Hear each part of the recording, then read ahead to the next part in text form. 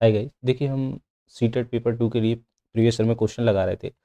देखिए हम उनको आगे कंटिन्यू करते हैं जो हमारे क्या है। देखिए इसमें मैंने मैराथन क्लास ली है, इसमें सभी क्वेश्चन सभी टाइप के क्वेश्चन इसमें कंप्लीट कराए हैं। देखिए आप संख्याओं 4, 20 और 28 के मासा तथा लासा का योगफल बताओ। एचसीएफ तथा एलसीएम का योगफल बताना है।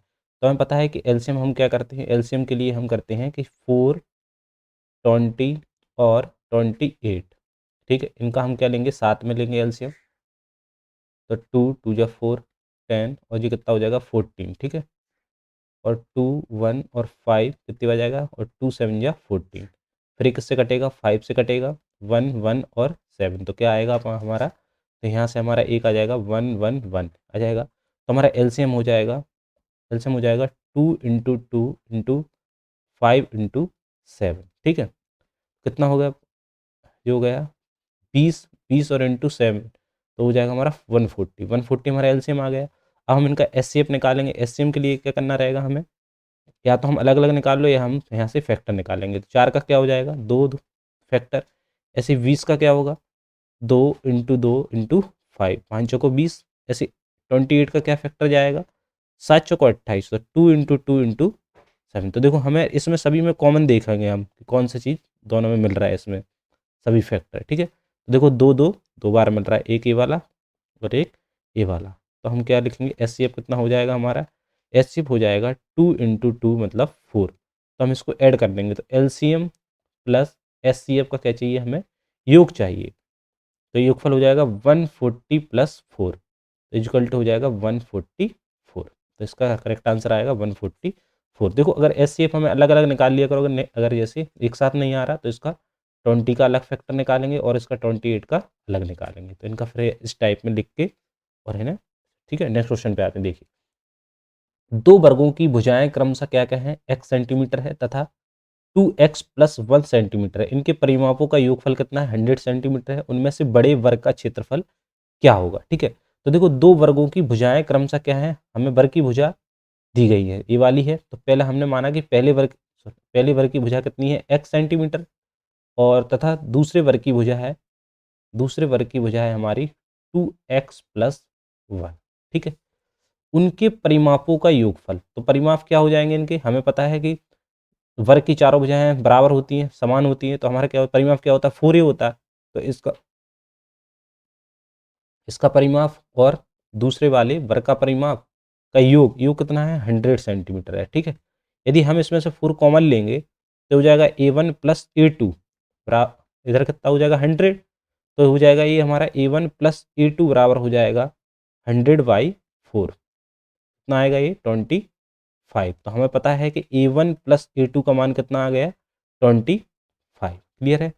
अब क्या, उनमें से, ठीक है ये आ गया, उनके परिमापों का योगफल ये है। उनमें से बड़े वर्ग का क्षेत्रफल बताना है हमें। ठीक है, तो हमें पता है, देखो a1 प्लस a2 कुछ दिया है क्या, हाँ ठीक है, पहले का हमारा ये है, दूसरे का, तो हमें उनके बड़े वर्ग का क्षेत्रफल बनाना। तो बड़े वर्ग का क्षेत्रफल क्या होता है, भुजा का स्क्वायर। क्या हो जाएगा इसका, बड़े वर्ग का क्षेत्रफल हो जाएगा भुजा का स्क्वायर। या देखो यहाँ से हम a1 और a2 का भी मान रख लेंगे। तो a1 बराबर कितना हो जाएगा x प्लस a2 बराबर कितना हो जाएगा 2x प्लस 1 इक्वल टू 25। ठीक है, तो यहाँ से हो जाएगा हमारा ये 3x, इधर से 25 और एक इस तरफ जाएगा तो ये हो जाएगा हमारा 24। तो यहाँ x का मान आ जाएगा हमें 8। ठीक है, 3 से डिवाइड करेंगे 8 आएगा। तो अब देखो इसका कितना हो जाएगा, इसकी भुजा 8 हो जाएगी और इसकी भुजा कितनी हो जाएगी, 8 दूनी 16, इसमें मान रखेंगे 8 दूनी 16 और एक 17। तो a2 का मान कितना हो गया, a2 का मान हो गया 17। इसका क्षेत्रफल पूछ रहा है, दूसरे वाले वर्ग का क्षेत्रफल। तो दूसरे वर्ग का क्षेत्रफल क्या हो जाएगा, तो दूसरे या बड़े वर्ग का क्षेत्रफल, दूसरे वर्ग का क्षेत्रफल क्या होगा, भुजा का स्क्वायर, a2 का स्क्वायर। a2 कितना है 70, का स्क्वायर कितना होता है 289। तो इसका करेक्ट आंसर आ जाएगा इसका दूसरा वाला। ठीक है, नेक्स्ट क्वेश्चन पे आते हैं। देखिए आकृति एबीसी एक त्रिभुज है जिसमें एंगल ए बी डी की माप डिग्री में बताना है हमें। ठीक है, तो त्रिभुज देखो हमें इसमें दिया है, एंगल ए का मान दिया है, एंगल बी का दिया है, एंगल डी और सी। तो हमें निकालना क्या है, एंगल ए बी डी। तो मतलब बी, एंगल बी का मान निकालना है, और ए कहाँ भर रहा है, ए बी डी, तो मतलब हमें ए वाला एंगल फाइंड आउट करना है, ठीक है, इतना सा। तो हमें पता है कि ए वाला एंगल टोटल कितना होगा, देखो ए वाला एंगल है 119 है, तो टोटल होता है हमारा 180। तो 180 में से हम माइनस कर देंगे 119, तो हमें कितना बचेगा, 180 में से हम माइनस करेंगे 119, तो हमें एंगल डी मिल जाए, एंगल ए वाला मिल जाएगा हमें, ठीक है। तो कितना बच रहा है, एक, और ये कितना हो, 7 में से एक गए 6, तो 61, ये हो गया हमारा 61 डिग्री। अब हमें पता है कि त्रिभुज के तीनों कोणों का योग कितना होता है, 180। तो angle A plus angle B plus angle D बराबर कितना है, 180 डिग्री, ठीक है। तो एंगल ए का मान कितना है, 62 डिग्री, प्लस एंगल वी अभी हमें नहीं पता, एंगल डी पता है कितना, 61, कितना हो गया, 180 डिग्री, ठीक है। 61 और 62 कितना हो गया, 3 और 6 दूनी 123, ठीक है। तो एंगल बी का मान निकालेंगे हम, 180 माइनस 123, तो कितना आएगा ये, 7, और यहाँ कितना बचा, 7 ही तो बता, 5। तो एंगल बी का मान आ जाएगा 57 डिग्री, यहाँ से बी का मान आ जाएगा हमें 57 डिग्री, तो ये वाला हो गया हमारा 57 डिग्री, ठीक है। इसका ऑप्शन नहीं दिया है, दिया है लेकिन मैंने इसमें अटैच नहीं कर पाया। देखिए क्वेश्चन पे आइए, त्रिभुज पी क्यू आर और त्रिभुज टी क्यू आर एक ही आधार क्यू आर पर क्यू आर के एक ही ओर बने हुए हैं, तो पी क्यू बराबर टी आर, पी आर बराबर टी क्यू, तो निम्न में से कौन सा सही है। तो हमें देखो बताना है, त्रिभुज पी क्यू आर, इनका क्या है, क्यू आर एक ही ओर बने, मतलब क्यू आर इनका उभयनिष्ठ है, तो हमने लिया ए वाली भुजा, ठीक है। तो ये हो गई हमारी पी, ये हो गई हमारा क्यू और आर, ठीक है। इस पे क्या बना है, देखो ए वाला ट्राइंगल है, ठीक है, इसी का एक और आधार बना के दूसरा ट्राइंगल बनाया गया, ठीक है। ये वाला हो गया हमारा टी आर क्यू, ठीक है, ये वाली ओवेनिस्ट है। अब क्या कह रहा है, ये पी क्यू बराबर है टी आर, तो पी क्यू के बराबर है टी आर, हमने पी क्यू के बराबर टी आर ले लिया, ठीक है। पी आर बराबर है टी क्यू, तो पी आर बराबर है, तो पी आर बराबर है टी क्यू, इसके बराबर में ये वाली है, और हमें पता है ये तो ओवेनिस्ट है ही दोनों की, ठीक है, ये ओवेनिस्ट है ये वाली भुजा। तो हमें पता है इसमें तीनों को क्या है, देखो अगर हम इसको लेंगे तो सर्वांग समता वाला सर्वांग सम पे आधारित है, तो हमें पता है ये क्या है, भुजा भुजा भुजा की सर्वांग समता से हो रहा है, तो इसमें क्या बोलेंगे हम, त्रिभुज पी क्यू आर सर्वांग सम है त्रिभुज टी आर क्यू, त्रिभुज टी आर क्यू, त्रिभुज पी क्यू आर, त्रिभुज T R Q, correct answer है ये वाला। नेक्स्ट क्वेश्चन पे आते हैं, देखिए यदि किसी घन का आयतन, घन है ये ना कि धन, घन का आयतन इतना है, तो इसके एक फलक का क्षेत्रफल बताओ, एक फलक का क्षेत्रफल। तो घन का आयतन कितना होता है, ए क्यू बराबर हो जाएगा 125, तो यहाँ से हम ए का मान निकालेंगे, इसका क्यू यहाँ जाएगा तो ये घनमूल हो जाएगा, तो 125, इसका कितना आ जाएगा, ए का आ जाएगा मान 5 सेंटीमीटर, ठीक है, ए का मान आ गया। अब ये क्या कह रहा है, फलक का क्षेत्रफल, तो फलक का क्षेत्रफल क्या हो जाएगा, फलक का क्षेत्रफल हो जाएगा भुजा का स्क्वायर, तो 5 × 5, तो ये हो जाएगा 25 सेंटीमीटर स्क्वायर, करेक्ट आंसर हो गया इसका 25 सेंटीमीटर स्क्वायर। नेक्स्ट क्वेश्चन पे आते, देखिए दो संख्याओं का योगफल 32 है, उनमें से एक संख्या इतनी है, तो दूसरी संख्या क्या होगी। तो हमें पता है दो संख्याओं का योगफल क्या होता है, x प्लस वाई बराबर हो जाएगा 32, इसमें से एक संख्या मान लो हमारी 36 है, प्लस y बराबर है 32, तो y बराबर कितना हो जाएगा, 32 प्लस 36, तो 8 और 6 मतलब 68, तो y का मान दूसरी संख्या का मान हो जाएगा 68। नेक्स्ट क्वेश्चन पे आते हैं, देखिए दो पूर्ण संख्याओं का गुणनफल इतना है, तो इस संख्या का न्यूनतम संभव मान क्या होगा। तो हमें पता है दो संख्याओं का गुणनफल, ऐसी दो संख्या लो जिन गुणा करने पर कितना आ जाए, 24 आ जाए, 6 चौको 24, यदि हम इसको ऐड करेंगे तो कितना आ जाएगा, 6 + 4 = 10, न्यूनतम यही बन रहा, तो हमारा करेक्ट आंसर ये हो गया। देखिए अगर 8 दिए 24 लोगे तो 8 और 3 कितना होता है, 11, तो इसमें तो 11 है नहीं ऑप्शन में, और कितना लोगे, और 8 × 3 = 24, ठीक है, बस ये वाला हमारा हो रहा, तो 6 और 4 10। देखिए नेक्स्ट क्वेश्चन पे आओ, ये वाला क्वेश्चन है, 3 की पावर 502 माइनस 3 की पावर 500 प्लस 16y 3 की पावर 500 + 2 का मान ज्ञात करना है। तो देखो 350, इसको हम ऐसे लिख सकते हैं इंटू, ठीक है, इसको हम लिख सकते हैं 3 की पावर 500, ठीक है, प्लस 16, यहाँ हो जाएगा 3 की पावर 500 प्लस का +2 हो गया। ठीक है, अब हम क्या करेंगे, देखो इसमें अगर हम कॉमन लेंगे इसको 3 पावर 500, यदि इसमें से कॉमन लेंगे दोनों में से तो ये हो जाएगा 9 माइनस 1, क्योंकि 3 का स्क्वायर खुलेगा और ये यहाँ कॉमन आ जाएगा माइनस +16। भाई कितना हो गया, 3 की पावर 500 प्लस 2। क्लियर है, इसको हम ऐसे लिख सकते हैं, देखो 3 की पावर 500 कितना आ रहा है, 8 बचेगा +16 अपॉन 3 500 प्लस 2। अब यहाँ से देखो 3 की पावर 500, इसमें से देखो 8 कॉमन आ जाएगा, 8 दोनों में से, क्योंकि डिवाइड चला जाएगा तो कॉमन मतलब 3 की पावर कितना हो जाएगा 500 प्लस ए कितना हो जाएगा 2 अपन, यहाँ कितना बचेगा 3 की पावर 500 प्लस 2, नीचे है 2 ना कि पावर में, इससे ये वाला कट जाएगा तो हमारा बचेगा 8, 8 आ जाएगा, तो इसका करेक्ट आंसर होगा 8। ठीक है, देखिए ये वाला क्वेश्चन भी हर बार पूछा गया है, पेपर में भी आया है, सभी पेपरों में इस पे आधारित क्वेश्चन पूछा गया है, सभी क्वेश्चन कहीं सभी पेपरों में पूछे गए हैं। ठीक है, और उन पे ये आधारित क्वेश्चन आएंगे। देखिए आंकड़ों 4 3 2 2 7 2 ये दिया है, तो परिसर बहुलक और माध्यक बताना है हमें, का माध्य बताना है, इनका औसत। तो सबसे पहले हमें इसे लिखाना है असेंडिंग ऑर्डर में, प्लस सबसे पहले छोटी छोटी संख्या लिखो, तो सबसे पहले जीरो है, जीरो कितनी बार आया, एक ही बार आया। ठीक है, जीरो, जीरो के बाद क्या है, देखो दो, दो कितनी बार आया, जीरो हमारा हटा दो, तो 1 2 3 4, कितनी बार आया, दो, 4 बार, 4 बार 2 लिख लिया। देखो ऑफलाइन पेपर होगा तो आप ऐसे ही करना है इसको, ऐसे पेंसिल से इसको कट करते जाना है। ठीक है, दो दो, इसके बाद क्या आएगा, तीन, तीन कितनी बार आया, तीन आया हमारा 2 बार, तो तीन हमारा यहाँ हुआ है 2 बार। तीन के बाद क्या है, चार, चार कितनी बार आया, 1 2 3, चार आया हमारा 3 बार, 4 4 4। ठीक है, अब क्या बचा हमारा 7, ये हमारा लिख गया। ठीक है, बढ़ते हुए क्रम में अब हमें क्या करना है, देखो परिसर, पहले सबसे पहले हम बहुलक चेक करेंगे। ठीक है, बहुलक क्या होगा, जिसकी सबसे ज़्यादा बारंबारता हो, जो सबसे ज़्यादा बार आया, तो देखो दो 4 बार आया। ठीक है, चार 3 बार आया सिर्फ, तो दो हो जाएगा, बहुलक हमारा क्या होगा, दो, बहुलक हमारा हो जाएगा दो। ठीक है, परिसर क्या होगा, परिसर होगा उच्चतम मान, उच्चतम मान माइनस निम्नतम मान।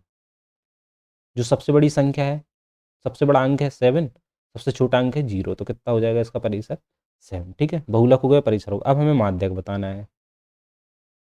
ठीक है, माध्यक, अब क्या होगा, देखो 1 2 3 4 5 6 7 8 9 10 11 है। ठीक है, 11 है, तो पाँच पाँच हम यहाँ से हटा देंगे एक तरफ, तो 1 2 3 4 5, पाँच ये हो गए, 1 2 3 4 5। ठीक है, तो हमारा क्या आएगा, यहाँ से माध्यक आ जाएगा हमारा 3। अब देखो बहुलक भी मिल गया, परिसर और माध्य, इनका हमें क्या बताना, माध्य, माध्य भी इन तीनों का क्या बताना हमें, एवरेज। तो माध्य हो जाएगा हमारा, तीनों को ऐड कर दो, 2 + 7 + 3y3, कितना हो जाएगा, 12y3, 3 4 जा 12, तो इसका करेक्ट आंसर आ जाएगा 4। ठीक है, नेक्स्ट क्वेश्चन पे आते हैं। देखिए एक उत्तल समभुज के सभी अंतःकोणों का योगफल इतना है। ठीक है, 1080 है, डिग्री है, तो प्रत्येक अंतःकोण की माप बताओ। तो हमें पता है कि अंतःकोण का योग क्या होता है, अंतःकोण का योग n-2 इंटू 180 डिग्री। ठीक है, तो ये कितना दिया है हमें, ठीक है, n-2 180 डिग्री। ठीक है, कितनी बार जाएगा, ये 6 बार जाएगा। ठीक है, n-2 डिवाइड कर जाएगा, तो n का मान आ जाएगा हमारा 8, n का मान यहाँ से हमें 8 मिलेगा। अब क्या होगा, देखिए अब अंतःकोण बराबर होता है, अंतःकोण बराबर अंतःकोण का योग, अंतःकोण का योग अपन भुजाओं की संख्या। ठीक है, तो भुजाओं की संख्या n, मतलब n का मान आ गया। अंतःकोण कितना दिया है हमें, 108, यहाँ से 8 कट जाएगा, कितनी बार जाएगा, देखो ये जाएगा, तो पंचे 10, तो चौको 8। ठीक है, कट जाएगा, चार एकम चार, चार एकम चार, कितना बचा, दो, चार छः 24, नहीं नहीं नहीं नहीं, 12, 4 पंचे 20, तो 135 आ रहा है इसका करेक्ट आंसर। ठीक है, कट जाएगा ना, देखो 4 एकम 4, 14, 4 ती 12, 4 पंचे 20, तो था 135 इसका करेक्ट आंसर। देखिए नेक्स्ट क्वेश्चन पे देखिए, किसी चतुर्भुज के कोण 2:3:5:8 के अनुपात में इसके सबसे बड़े कोण और के संपूरक तथा सबसे छोटे कोण के पूरक का योग बताना है हमें। तो हमें पता है कि चतुर्भुज के चारों कोणों का योग कितना होता है। हम इसको ऐसे मान लेंगे 2x, 3x, 5x और 8x। तो इसको हम ऐसे ना लिख के डायरेक्ट करते हैं, 2x + 3x + 5x + 8x कितना होता है इनका योग 360 डिग्री। ठीक है, कितना हो जाएगा ये 5 3 8 8 2 10 10 और 18x, 18x बराबर हो जाएगा 360 डिग्री।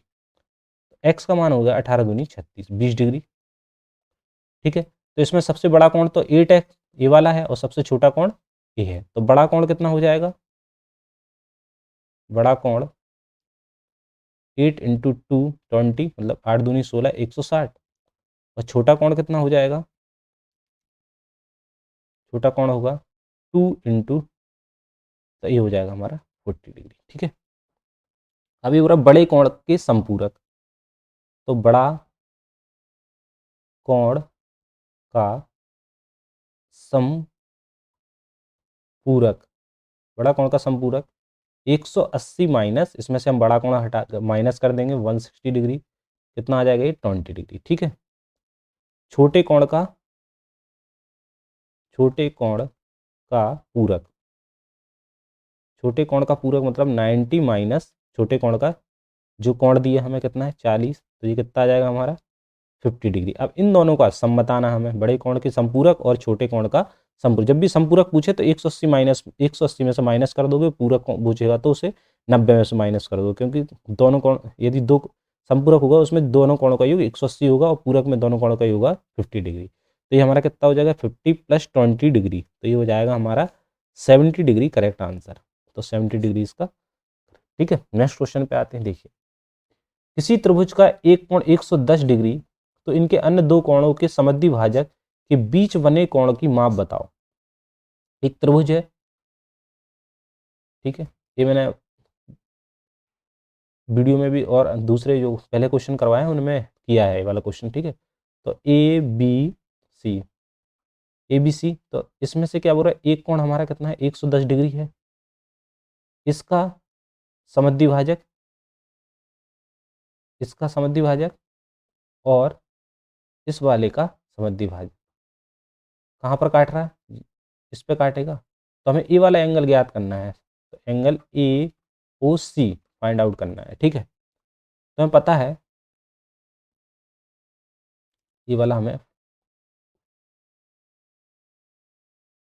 ठीक है, तो देखो हमें पता है कि एंगल ए, इसको हम लिख सकते हैं angle AY2 plus angle CY2 plus angle AOC बराबर कितना होगा 180 डिग्री होगा, क्योंकि ए वाला कोण क्या बचेगा, जब इसका आधा है समद्विभाजक है तो AY2 है, ए वाला क्या है CY2 है, और ए वाला कोण क्या है अभी नहीं पता हमें। तो त्रिभुज के तीनों कोणों का योग तो 180 डिग्री होगा ए वाले का। ठीक है, तो हमने इसको लिख लिया।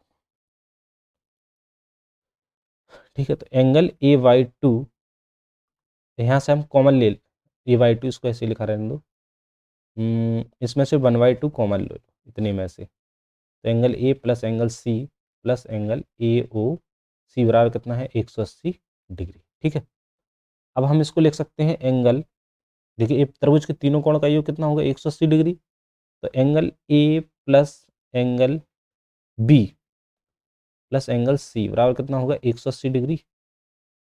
तो angle A plus angle C, B का मान हमें दिया है 110, तो 180 माइनस 110 तो कितना आ गया ये 70 डिग्री। ठीक है, हम यहाँ मान रख देंगे इसकी जगह पे 70 डिग्री, इसकी जगह पे। ठीक है, तो ये हो जाएगा एंगल ए मतलब 70 डिग्री प्लस एंगल AOC निकालना है हमें, तो 180 डिग्री। ठीक है, कितने बार जाएगा 35 बार, तो ये 35 आ गया, तो हम निकाल लेंगे एंगल AOC बराबर 180 डिग्री माइनस 35। ठीक है, तो 5 5, ठीक है, यहाँ कितना बचा 7 4 3, 145 इसका करेक्ट आंसर है। तो 145 कहाँ है ये वाला। ठीक है, नेक्स्ट क्वेश्चन पे आते हैं, देखिए ये भिन्न हमें 44/49 और 44/49, 33/38 और 22/25 और 24/29 ये दी है हमें। तो हमें जब भी देखो एक भिन्न पे आधारित क्वेश्चन पूछा गया है, हर एक पेपर में आया, ये सभी क्वेश्चन प्रीवियस ईयर में पूछे गए हैं, ठीक है। तो देखिए 44/49 और 33/38, 22/25, ये हो गया 24/29, ठीक है। अवरोही क्रम पूछ रहा, तो इसको सबसे पहला बड़ा, उससे छोटा, फिर छोटा, घटते हुए क्रम में, ठीक है। तो हम क्या करेंगे, पहले देखो इसका डिफरेंस निकाल लो। जब इस टाइप में दिया हो कि 49 हो, 38 हो, तो इनका क्या करा, इनका हम इन दोनों का डिफरेंस निकाल लो। तो कितना, 5 का है, इसमें कितने का है, 5 का डिफरेंस, इसमें कितने है, 3 का है, इसमें कितने का है, 5 का डिफरेंस है। 3 और 5 का एलसीएम लोगे तो कितना आएगा, 15। तो इसको 5 के 15, 3 का मल्टीप्लाई इसमें कर दो, 5 के 15, 3 का मल्टीप्लाई ऊपर कर दो, और 5 का यहाँ कर दो मल्टीप्लाई, और इसमें हो जाएगा 3 का। तो कितना हो गया, 4×3 = 12, और एक 4×3 = 12, एक 13, 132, ठीक है। इधर कितना हुआ, 99। ये कितना हो गया, 5×2 = 10, 1, 5×2 = 10, 1, 11, मतलब 110। यहाँ 4×3 = 12, 4×2 = 8, 1, 9, 92। 4×3 = 12, 4×2 = 8 और 1, 9, ठीक। तो सबसे बड़ा नंबर कौन सा है, 132। फिर इससे छोटा कौन सा है, इससे छोटा 110। फिर इससे छोटा है हमारा 99। फिर इससे छोटा है हमारा 92, ठीक है। तो 132 में देखो सबसे पहले कौन सा आ रहा है, 44/49। 110 की फ्रैक्शन वैल्यू कौन सी है, ए वाली, 22/25। देखो हम पहले ऑप्शन में देख लो, इससे कहीं और कोई है, देखो हमें ए वाला मिल रहा, 22/25 यहाँ तक, तो इसका करेक्ट आंसर ए वाला है, ठीक है। आगे करना, आगे कर लीजिए, इसकी फ्रैक्शन वैल्यू लिखोगे, 99 कितनी है, 33/38, और 92 की कितनी है, 24/29, ठीक।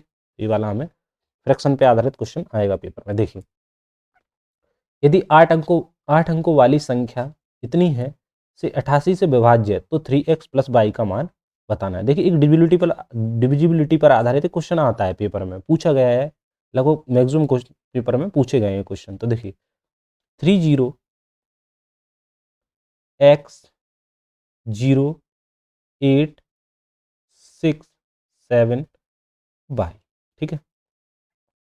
अब किससे कर रहा है, 88 से। तो हमें पता है सबसे पहले इनके फैक्टर निकालो, क्योंकि 11 और 8, यदि ये वाला संख्या 11 से और 8 से डिविजिबल हो जाएगा, तो वो वाला क्या हो जाएगा, 88 से भी डिवाइड, इसमें विभाजित हो जाएगा। तो सबसे पहले हम क्या करेंगे, 8 से डिवाइड करके देख लो। तो हमें पता है कि अगर जो किसी संख्या का लास्ट का अंक 2 से डिवाइड हो जाता है, लास्ट का अंक 2 से, तो वो 2 से डिविजिबल होगा। अगर लास्ट के 2 अंक 4 से डिविजिबल हो जाते हैं, 4 से विभाजित हो जाते हैं, तो वो वाली संख्या 4 से विभाजित हो जाएगी। यदि लास्ट के 3 अंक 8 से विभाजित हो जाते हैं, तो हम कैसे लिखेंगे, देखो 6, 7 और बाई, यदि 8 से डिवाइड चला जाता है इसमें, ठीक है। 8, 8 दूनी 16, 8 तीन 8 चौको 8 पंच 40, 8 छिंग 48, 8 8 64, ठीक है। तो यहाँ हो गया 4, कितना बचेगा 3। तो यहाँ हमें क्या चाहिए कि इसमें डिवाइड चला जाए, तो 8 चौको 32, 8 8 4 जा कितना 32। तो यहाँ अगर 2 आ जाए, तो बाई की जगह क्या आ जाएगा, 2। तो ये डिवाइड हो जाएगा, तो हमारा बाई का मान कितना हो गया, बाई का मान हो गया, हमें मिल गया यहाँ से 2, ठीक है। बाई का मान 2 है, तो हम यहाँ लिख लेंगे 30x0867 और ये हो गया 2। अब हम 11 से डिवाइड करेंगे। 11 का रूल क्या कहता है कि पहले हम अल्टरनेट अंक को जोड़ लो, ठीक है, इसको इसको, ठीक है, क्लियर है। अब क्या करेंगे, देखो 7 को 8 के साथ, 8 को इसके साथ, और फिर ये, ठीक है। तो हम देखो हम लिखेंगे 7 7 + 8, 7 + 8 + x + 3, इसमें से घटाओ इसको, क्या हो रहा है, 0 0 6 + 2, 0 0 + 6 + 2। या तो यहाँ 0 बचना चाहिए, या तो 11 आना चाहिए, ठीक है, कोई भी ले सकते हैं हम।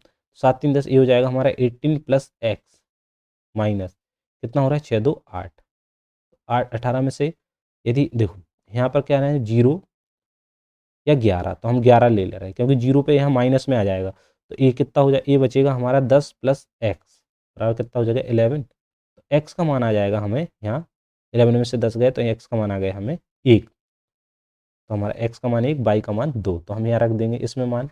तो 3 × x = 1 + y = 2, 3 2 5, तो इसका करेक्ट आंसर आ जाएगा 5। ठीक है, चौथा वाला ऑप्शन। देखिए, दो संख्याएं 3:5 के अनुपात में दी गई हैं, प्रत्येक संख्या में 12 जोड़ा जाए तो यह अनुपात बन जाता है। तो दी गई संख्याओं का योग बताना है। तो हमें पता है 3:5 है। इन दोनों का जोड़, यदि प्रत्येक संख्या में 12 जोड़ दिए जाए तो ये कितना अधिक है, 2। तो दो पार्ट की वैल्यू है हमारी, 2 यूनिट की वैल्यू है 12, तो ये कितना गुना है 6। 1 पार्ट की वैल्यू 6 है, तो हम यहाँ से संख्या निकाल लेंगे। तो 3 × 6 18 और 5 × 6 तो कितना हो गया 13। इन दोनों संख्याओं का योग बताना हमें, तो 48। या तो आप ऐसे कर लीजिए, देखो 3x + 12 अपन कितना हो जाता है 5x + 12, तो कितना बन जाता है, अनुपात बन जाता है हमारा 7। तो यहाँ से हमें x की वैल्यू निकल आएगी। ठीक है, तो इसका कितना है फिर x, इसका आ जाएगा हमारा 40। देखिए, एक समलम चतुर्भुज पे आधारित क्वेश्चन आया है। देखिए, समलम चतुर्भुज PQRS में PQ समांतर है SR और PQ तथा SR का अनुपात कितना है, इतना दिया है। यदि समलम का क्षेत्रफल 480 सेंटीमीटर स्क्वायर है और PQ तथा SR के बीच की दूरी इतनी है तो SR की लंबाई ज्ञात करनी है। एक समलम चतुर्भुज है,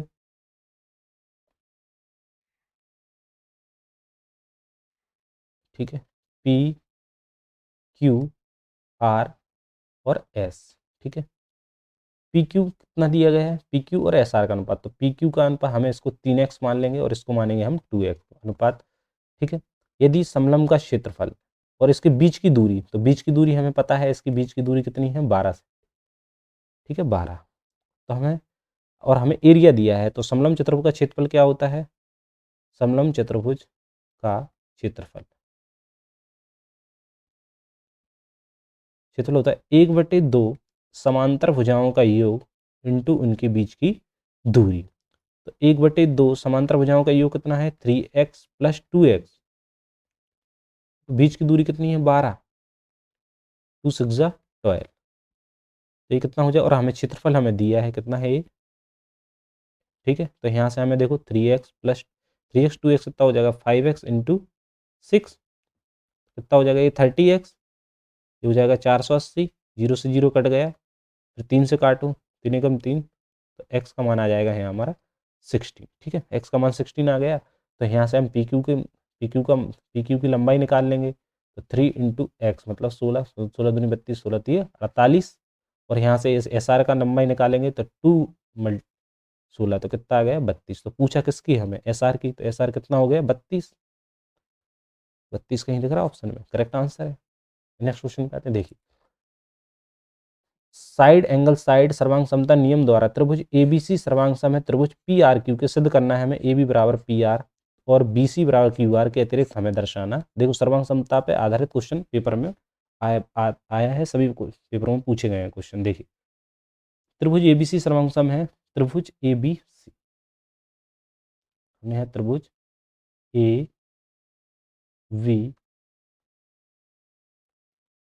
ABC और क्या है PRQ। ठीक, PRQ, AB बराबर है PR के, AB बराबर है PR, BC बराबर है QR के। ठीक है, तो इसमें हमारा क्या हो जाएगा, तो देखो हमारा इसमें हो जाएगी हमारी, देखो साइड एंगल, साइड की सर्वांग समता है, तो मतलब ये वाला हमारा एंगल होना चाहिए। तो इसमें एंगल होना चाहिए, एंगल B बराबर होना चाहिए एंगल R के। तो एंगल B बराबर है हमारा एंगल R। नेक्स्ट आते हैं। देखिए, 52 ताशों की एक मानक गड्डी में से एक कार्ड यादृच्छिक रूप से चुना जाता है। उस चुने हुए कार्ड के एक बादशाह नहीं होने की प्रायिकता बताना है। तो हमें पता है कि P बराबर NE/NS। टोटल ताश के पत्ते कितने होंगे 52। ठीक है, पहले तो बादशाह होने की प्रायिकता निकालेंगे हम, तो कितने हैं टोटल बादशाह कितने होते हैं 4, तो कितने बार जाएगा 1/13। ठीक है, अब बादशाह ना होने की प्रायिकता, तो ना होने की प्रायिकता 1 - होने की प्रायिकता, ठीक है। तो 1 माइनस 1/13, तो ये कितना हो जाएगा 13 माइनस 1/13, ये हो जाएगा 12/13। तो हमारा करेक्ट आंसर हो जाएगा 12/13, ठीक है। नेक्स्ट क्वेश्चन पे आते हैं। देखिए ये वाला क्वेश्चन है हमारा 7 minus X Y 5x plus 3 equal to 3। तो 7 minus X Y 5x plus 1 equal to 3। तो ये हमें देखो यहाँ क्रॉस मल्टीप्लाई करेंगे, इसका मल्टीप्लाई इसमें। तो 7 माइनस एक्स बराबर 3 5x प्लस 1, ये हो जाएगा हमारा 7 minus equal to 15x plus का 3, ठीक है। तो 7 माइनस 3 यहाँ आ जाएगा और ये हो जाएगा 16x, क्योंकि x उस तरफ जाएगा, कितना बचेगा 4, 16x, x का मान आ जाएगा 4/16, 4 चौको 16, 1/4। तो x का मान आ जाएगा 1/4, तो हमने यहाँ लिख दिया 1/4 प्लस 1, 1/4 माइनस 1, तो ये हो जाएगा 1 प्लस 4/4, ये हो जाएगा 1 माइनस 4/4, तो कट जाएगा, ये हो जाएगा 5/-3, तो ये हो जाएगा माइनस के 5/3। करेक्ट आंसर है इसका पहला वाला। देखिए दो लंबवृत्तीय बेलनों के आधारों की त्रिज्याएं ए है का अनुपात है और उनकी ऊंचाइयों का अनुपात इतना है, तो उनके वक्रपृष्ठ का क्षेत्रफल ज्ञात करो।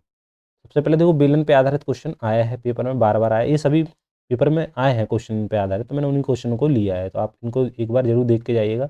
देखिए हमारा इसका क्या है, R1 बराबर है 3 और R2 का मान है 4, ठीक है। और यहाँ से क्या है, H1 का मान 3 और H2 का मान है हमारा 5। तो बेलन के वक्रपृष्ठ का क्षेत्रफल क्या हो जाएगा, 2πr(h) इनका अनुपात 2πr(2)(h2), 2π से 2π कट गए, तो यहाँ R1 कितना हो जाएगा 3 × 3, इन दोनों का गुणा R1H1, और यहाँ हो जाएगा R2H2, ठीक। नहीं यहाँ H1 4 है, ठीक है। देखो हम यहाँ x मानते हैं तो x कट जाएंगे, अनुपात में है ना, कट जाएंगे, ठीक है। तो यहाँ हो जाएगा 4, 4 से 4 कट गया, तो ये आ जाएगा हमारा 3:5। तो 3:5। देखो बेलन का आयतन क्या होगा, हमारा आंसर तो ये हो गया, लेकिन ध्यान आप इनके ये वाला जरूर पढ़ के जाना। बेलन का आयतन पर आधारित क्वेश्चन, बेलन का आयतन πr²h, बेलन का वक्रपृष्ठ क्या होगा, वक्रपृष्ठ हो जाएगा 2πrh, और बेलन का संपूर्ण पृष्ठ का क्षेत्रफल 2πrh प्लस 2πr², ठीक है। तो यहाँ से हम क्या लेंगे 2πr, तो यहाँ हो जाएगा r प्लस h, ये इसका वक्रपृष्ठ का क्षेत्रफल। तो इस पे आधारित क्वेश्चन पूछे गए हैं, आप इसको एक बार जरूर देखिएगा। इस पर हाँ सभी टाइप के क्वेश्चन मैंने इसमें लिए, ठीक है। आगे कंटिन्यू करते हैं। Thank you all.